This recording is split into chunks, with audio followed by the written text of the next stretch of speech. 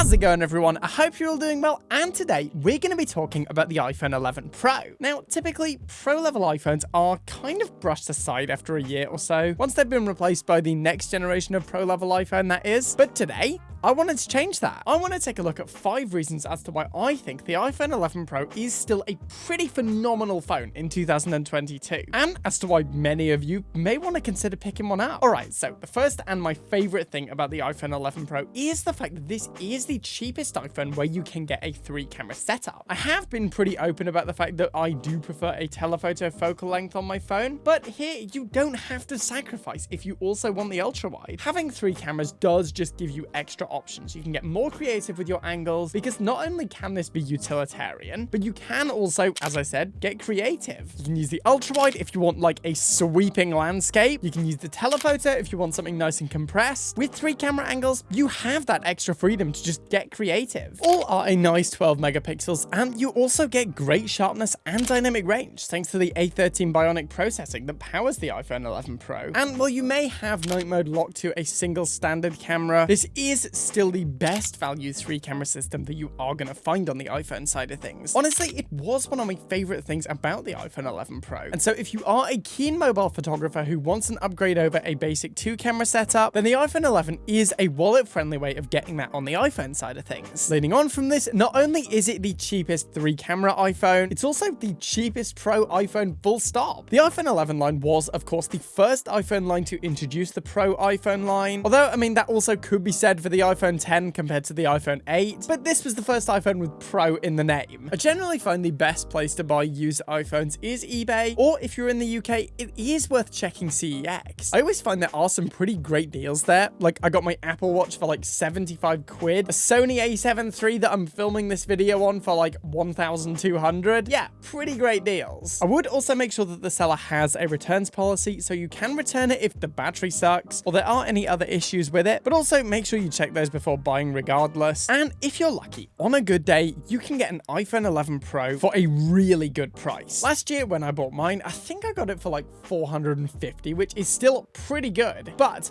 nowadays, if it's a good day, you can get one for 350. And of course, while this isn't the cheapest phone on the market by any means, when you take into account that the current Pro level iPhones are coming in at least 1,000, well, 999. This is fantastic value, especially for all the features you get. Following on, I do personally think the iPhone 11 Pro is the best of the 5.8-inch / old guard iPhone design. After this, of course, all the edges were squared off, which is nice if you like that, because at the end of the day, design is subjective, and I really liked the rounded off iPhones. And as I said, I think the iPhone 11 Pro is the best version of this. You get the simply stunning frosted back glass, which I personally think looks extra good in green. Seriously, no video you watch on the internet will do justice as to how nice this thing looks. For reference, I always recommend putting your glass phones into a case. I didn't put my iPhone 11 in a case because it looked that good. It also has that 5.8-inch screen, which I personally think is the perfect balance between utility, size, and ease of use. I've never found this line of iPhone too big for my pockets. Again, you get that nice 3-camera design with that nice glassy camera bezel, a stainless steel bezel, super tactile buttons, and overall this was, in my opinion, the most refined version of the original notch design. So if you are a fan of this design, like I am, then the iPhone 11 Pro is, in my opinion, the best version of this. Next up, we have longevity, and this is a big one on the iPhone side of things. And here, seeing as this is a Pro level iPhone, and also due to the fact that it was released in late 2019, it is certainly fair to say this thing does have a good few years left in it. iPhones typically do last a very long time. I mean, look at the iPhone 6s. While it is finally coming to a close at the end of this year when iOS 16 is released, this thing was launched back in 2015. That is a very long time. This is also something I've typically noticed is the case on higher end iPhones. Higher end iPhones typically are supported for longer than their cheaper counterparts. So if you were to buy this thing in 2022, I would expect you can still get a hell of a lot of use out of this thing. While it is certainly not the cheapest iPhone you can buy, I mean, I literally bought an iPhone 4S last year. That was what, 20 bucks? I still think it's got a hell of a lot of life left in in it. So if you buy it in 2022, you probably are going to be future-proofing it a significant amount. Another thing, of course, on the performance side of things is the, well, performance. Despite having a really nice screen and awesome cameras, performance is still really good on this phone in 2022. I've never found any software to be slowing up or the camera app getting stuck, anything like that. And I also found watching 4K videos and playing games on the iPhone 11 Pro was still very much doable. And due to that really nice screen, the experience was excellent. Finally, and again, this has been a pretty strong theme throughout this video, but the iPhone 11 Pro is fantastic value in 2022. You get 3 cameras, the best of the 5.8-inch screen, and plenty of longevity, all for a relatively wallet-friendly price on a good day. And while it is certainly not the cheapest iPhone out there, if you want a pretty high-end experience without cashing out $1,000 for a new Pro-level iPhone, the iPhone 11 Pro will give that to you. To be totally honest, while there are improvements on the photography side of things on the newer Pro-level iPhones, a lot of this can be addressed with software, such as RAW photos with halide, and night mode on all the focal lengths with neural cam. Still cannot believe I called it neutral cam for that entire video. Overall, I am a big fan of the iPhone 11 Pro. I have been ever since I was able to get my hands on one, and still, in 2022, especially if you are a keen mobile photographer who doesn't want to lug a huge DSLR around, I do personally think the iPhone 11 Pro is a phenomenal buy. Also, by buying used phones, you're helping keep other phones out of landfill, which is always good. A word on buying used phones, generally, I've never had any issues personally. Just make sure you check the battery health, make sure that it's returnable, check all the photos carefully, and generally, you'll be fine. I think I've bought like 2 new iPhones in my entire life. I don't even know how many iPhones I've reviewed at this point. I've had like 3 iPhone 10s at this point. I've had as many used iPhone 10s as I have new iPhones, and I've never had any unresolvable issues. Also, the savings are pretty nice, which is always good. Alright guys, so that's it for today. I hope you've enjoyed this one. Let me know, by the way, what do you think of the iPhone 11 Pro? Do you like it? Do you dislike it? Do you own one? Do you plan to buy one? Feel free to let me know in the comments. I always enjoy reading those. As for now though, as always, thank you for watching. Remember to like the video if